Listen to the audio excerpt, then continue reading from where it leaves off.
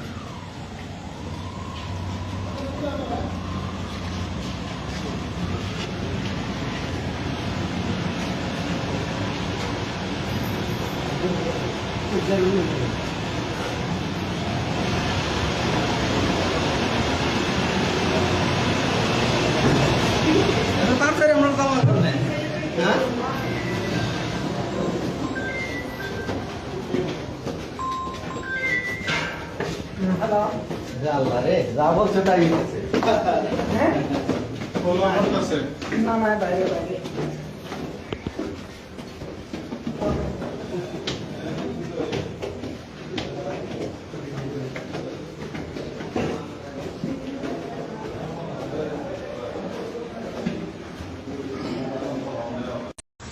হ্যাঁ, আমার জামাই গতকালকে রাতে অ্যারেস্ট হয়েছে।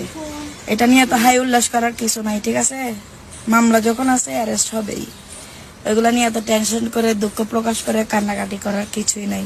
আপনারা যারা ভাবতেছেন আমার জামাই অ্যারেস্ট হয়েছে আর কোনোদিন বের হবে না, ওদের জন্য এক বালতি সমবেদনা। আমরা কারি কারি বান্ডিল বান্ডিল টাকা ছেড়ে আমার জামাইকে নিয়ে আসব।